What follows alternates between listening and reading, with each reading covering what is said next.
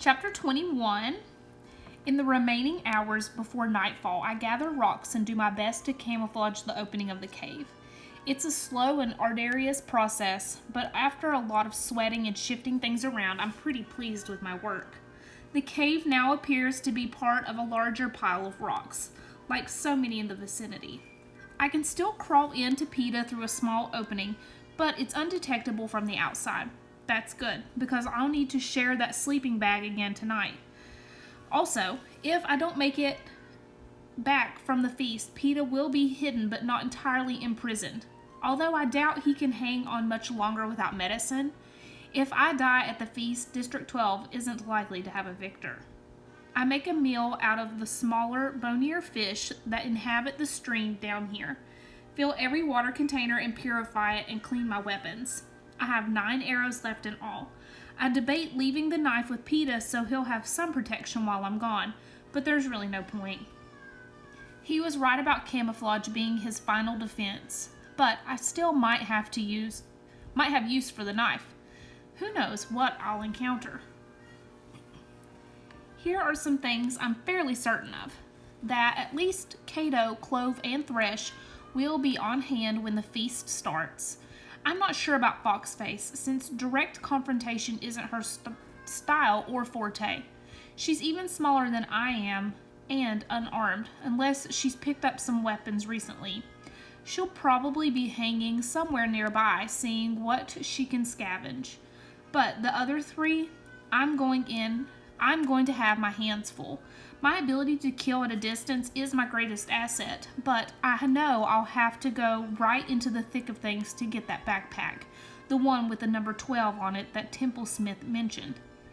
I watch the sky hoping for one less opponent at dawn, but nobody appears tonight. Tomorrow, there will be faces up there. Feasts always result in fatalities. I crawl into the cave, secure my glasses, and curl up next to PETA. Luckily, I had that good long sleep today. I have to stay awake. I don't really think anyone will attack our cave tonight, but I can't risk missing the dawn.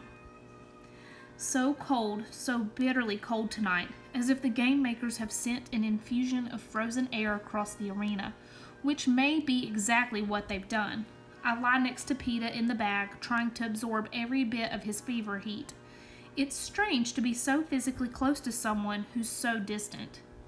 PETA might as well be back in the capital or in District 12 or on the moon right now. He'd be no harder to reach. I've never felt lonelier since the games began. Just accept it will be a bad night, I tell myself. I try not to, but I can't help thinking of my mother and Prim, wondering if they'll sleep a wink tonight. At this late stage in the games, with an important event like the feast, school will probably be canceled. My family can either watch on the static-filled old clunker of a television at home or join the crowds in the square to watch on the big, clear screens. They'll have privacy at home but support in the square. People will give them a kind word, a bit of food, if they can spare it. I wonder if the baker has sought them out, especially now that PETA and I are a team, and made good on his promise to keep my sister's belly full. Spirits must be running high in District 12. We so rarely have anyone to root for at this point in the games. Surely people are excited about PETA and me, especially now that we're together. If I close my eyes, I can imagine their shouts at the screens urging us on. I see their faces. Greasy Say and Madge, and even the peacekeepers who buy my meat cheering for us. And Gale. I know him. He won't be shouting and cheering, but he'll be watching. Every moment, every twist and turn, and willing me to come home. I wonder if he's hoping that PETA makes it as well. Gale's not my boyfriend, but would he be if I opened that door?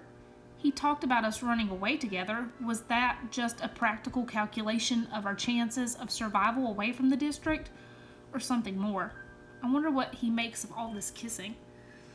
Through a crack in the rocks, I watch the moon cross the sky. At what I judge to be about 3 hours before dawn, I begin final preparations. I'm careful to leave PETA with water and the medical kit right beside him. Nothing else will be of much use if I don't return, and even these would only prolong his life a short time. After some debate, I strip him of his jacket and zip it on over my own. He doesn't need it.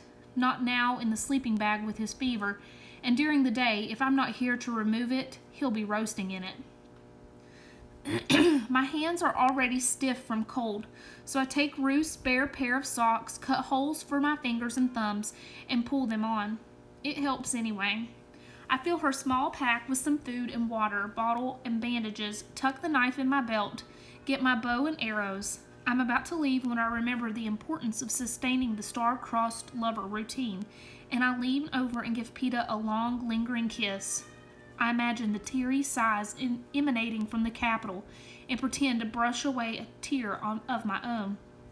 Then I squeeze through the opening in the rocks out into the night. My breath makes small white clouds as it hits the air.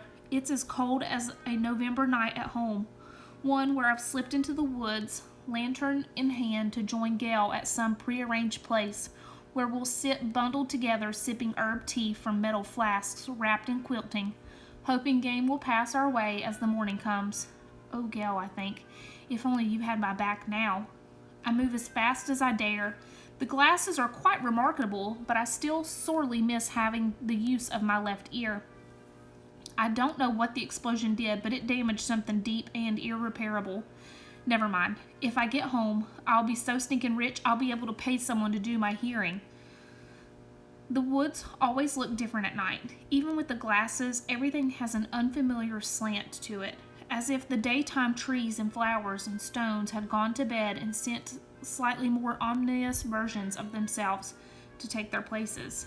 I don't try anything tricky, like taking a new routine. I make my way back up the stream and follow the same path back to Rue's hiding place near the lake. Along the way, I see no sign of another tribute, not a puff of breath, not a quiver of a branch. Either I'm the first to arrive or the others positioned themselves last night. There's still more than an hour, maybe two, when I wriggle into the underbrush and wait for the blood to begin to flow. I chew a few mint leaves. My stomach isn't up for much more. Thank goodness I have Peeta's jacket as well as my own. If not, I'd be forced to move around to stay warm. The sky turns a misty morning gray, and still there's no sign of the other tributes. It's not surprising, really. Everyone has distinguished themselves either by strength or deadliness or cunning. Do they suppose I wonder that I have Peeta with me? I doubt Foxface and Thresh even know he was wounded. All the better if they think he's covering me when I go in for the backpack. But where is it? The arena has lightened enough for me to remove my glasses. I can hear the morning birds singing. Isn't it time? For a second, I'm panicked that I'm at the wrong location, but no, I'm certain I remember C. Templesmith specifying the cornucopia, and there it is. And here am I. So where's my feast? Just as the first ray of sunlight glints off the gold cornucopia, there's a disturbance on the plain. The ground before the mouth of the horn splits in two, and a round table with a snowy white cloth rises into the arena. On the table sit 4 backpacks, 2 large black ones with the numbers 2 and 11, a medium-sized green one with the number 5, and a tiny orange one, really I could carry it around my waist, that must be marked with a 12. The table has just clicked into place when a figure darts out of the cornucopia, snags the green backpack, and speeds off. Foxface. Leave it to her to come up with such a clever and risky idea. The rest of us are still poised around the plain, sizing up the situation, and she's got hers. She's got us trapped, too, because no one wants to chase her down, not while their own pack sits so vulnerable on the table. Foxface must have purposefully left the other packs alone, knowing that to steal one without her number would definitely bring on a pursuer. That should have been my strategy. By the time I've worked through the emotions of surprise, admiration, anger, jealousy, and frustration, I'm watching that reddish mane of hair disappear into the trees well out of shooting range. Huh? I'm always dreading the others, but maybe Foxface is the real opponent here.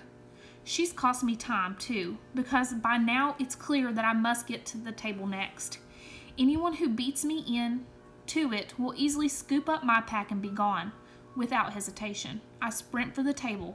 I can sense the emergence of danger before I see it. Fortunately, the first knife comes whizzing in on my right side, so I can hear it and I am able to deflect it with my bow. I turn, drawing back the bowstring, and send an arrow straight at Clove's heart. She turns just enough to avoid a fatal hit, but the point punctures her upper left arm. Unfortunately, she throws with her right, but it's enough to slow her down for a few moments, having to pull the arrow from her arm. Take in the severity of the wound. I keep moving, positioning the next arrow automatically, as only someone who has hunted for years can do. I'm at the table now, my fingers closing over the tiny orange backpack. My hand slips between the straps and I yank it up on my arm. It's really too small to fit on any other part of my anatomy, and I'm turning to fire again with the second knife when the second knife catches me in the forehead. It slices above my right eyebrow, opening a gash that sends a gush running down my face, blinding my eye, filling my mouth with the sharp metallic taste of my own blood. I stagger backward, but still manage to send my readied arrow in the general direction of my assailant. I know as it leaves my hand, it will miss, and then Clove slams into me, knocking me flat on my back, pinning my shoulders to the ground with her knees. This is it, I think, and hope for Prim's sake it will be fast. But Clove means to savor the moment, even feels she has time. No doubt Cato is somewhere nearby guarding her, waiting for Thresh and possibly PETA. "Where's your boyfriend, District 12? Still hanging on?" she asks. "Well, as long as we're talking, I'm alive. He's out there now, hunting Cato," I snarl at her. Then I scream at the top of my lungs, "PETA!" Clove jams her fist into my windpipe, very effectively cutting off my voice. But her head's whipping from side to side, and I know for a moment she's at least considering I'm telling the truth. Since no PETA appears to save me, she turns back to me. "Liar," she says with a grin. "He's nearly dead. Cato knows where he cut him. You've probably got him strapped up in some tree while you try to keep his heart going. What's in the pretty little backpack? The medicine for Loverboy? Too bad he'll never get it." Clove opens her jacket. It's lined with an impressive array of knives. She carefully selects an almost dainty-looking number with a cruel, curved blade. "I promised Cato if he let me have you, I'd give the audience a good show." I'm struggling now in an effort to unseat her, but it's of no use. She's too heavy and her lock on me too tight. "Forget it, District 12. We're going to kill you, just like we did your pathetic little ally. What was her name? The one who hopped around in the trees? Rue. Well, first Rue, then you. And then I think we'll just let nature take care of Loverboy. How does that sound?" Clove asks. "Now, where to start?" She carelessly wipes away the blood from my wound with her jacket sleeve. For a moment, she surveys my face, tilting it from side to side as if it's a block of wood and she's deciding exactly what pattern to carve on it. I attempt to bite her hand, but she grabs the hair on top of my head, forcing me back to the ground. She almost purrs, "I think we'll start with your mouth." I clamp my teeth together as she teasingly traces the outline of my lips with the tip of the blade. I won't close my eyes. The comment about Rue has filled me with fury. Enough fury, I think, to die with some dignity. As my last act of defiance, I will stare her down as long as I can see, which will probably not be for an extended period of time, but I will stare her down. I will not cry out. I will die in my own small way, undefeated.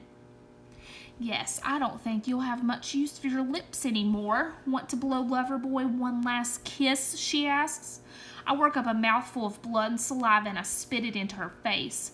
She flushes with rage. "All right then, let's get started." I brace myself for the agony that's sure to follow, but as I feel the tip open the first cut on my lip, some great force yanks Clove from my body, and then she's screaming. I'm too stunned at first, too unable to process what has happened. Has PETA somehow come to my rescue? Have the game makers sent in some wild animal to add to the fun? Has a hovercraft inexplicably plucked her into the air? But when I push myself up on my numb arms, I see it's none of the above. Clove is dangling a foot off the ground, imprisoned in Thresh's arms. I let out a gasp, seeing him like that, towering over me, holding Clove like a rag doll. I remember him as big, but he seems more massive, more powerful than I ever even recall. If anything, he seems to have gained weight in the arena. He flips Clove around and flings her onto the ground. When he shouts, I jump, never having heard him speak above a mutter. What did you do to that little girl? You kill her? Clove is scrambling backward on all fours like a frantic insect, too shocked to even call for Cato. No, it wasn't me. You said her name. I heard you. You kill her? Another thought brings a fresh wave of rage on his features. You cut her up like you were going to cut up this girl? No, Clove sees the stone about the size of a small loaf of bread in Thresh's hand and loses it. Cato, she screams, Cato! Clove, I hear Cato's answer, but he's too far away. I can tell that much to do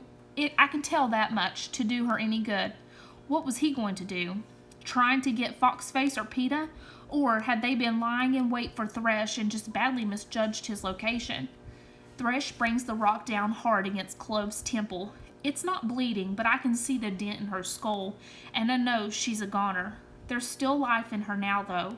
In the rapid rise and fall of her chest, the low moan escaping her lips. Thresh whirls around on me, the rock raised. I know it's no good to run, and my bow is empty, the last loaded arrow having gone in Clove's direction. I'm trapped in the glare of the strange golden brown eyes. What'd she mean about Rue being your ally? We teamed up, blew up the supplies. I tried to save her, I did. But he got there first, District 1, I say. Maybe if he knows I helped Rue, he won't choose some slow, sadistic end for me. And you killed him, he demands. Yes, I killed him, and buried her in flowers, I say, and I sang her to sleep. Tears spring in my eyes, the tension, the fight goes out of me at the memory, and I'm overwhelmed by Rue, and the pain in my head, and my fear of Thresh, and the moaning of the dying girl a few feet away. To sleep? Thresh says gruffly. Oh, to death. I sang to her until she died. I say, your district, they sent me bread. My hand reaches up, but not for an arrow that I know I'll never reach, just to wipe my nose. Do it fast, okay, Thresh? Conflicting emotions cross Thresh's face. He lowers the rock and points at me, almost accusingly. Just this one time, I will let you go. For the little girl. You and me, we're even then. No more owed. You understand? I nod because I do understand. About owing, about hating it. I understand that if Thresh wins, he'll have to go back and face a district that has already broken all the rules to thank me. And here he is breaking the rules to thank me too. And I understand that, for the moment, Thresh is not going to smash in my skull. Clove! Cato's voice is much nearer now. I can tell by the pain in it that he sees her on the ground.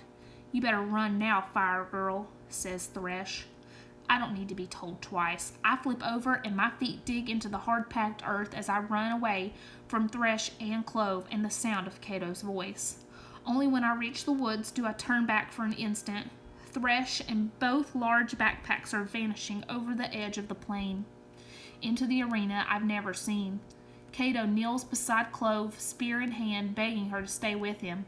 In a moment he will realize it's futile. She can't be saved. I crash into the trees, repeatedly swiping away the blood that's pouring into my eye, fleeing like the wild, wounded creature I am. After a few minutes, I hear the cannon, and I know that Clove has died, that Cato will be on one of our trails, either Thresh's or mine. I'm seized with terror, weak from my head wound, shaking. I load an arrow, but Cato can throw that spear almost as far as I can shoot. Only one thing calms me down. Thresh has Cato's backpack containing the thing he needs desperately. If I had to bet, Cato headed out after Thresh, not me. Still, I don't slow down. When I reach the water, I plunge right in, boots still on, and flounder downstream. I pull off Rue's socks that I've been using for gloves and press them into my forehead, trying to staunch the flow of blood, and they're soaked in minutes. Somehow I make it back to the cave. I squeeze through the rocks in the dampened light. I pull the little orange backpack from my arm, cut open the clasp, and dump the contents on the ground. One slim box containing one hydroameric needle. Without hesitating, I jam the needle into PETA's arm and slowly press down on the plunger. My hands go to my head and then drop to my lap, slick with blood. The last thing I remember is an exquisitely beautiful green and silver moth landing on the curve of my rib.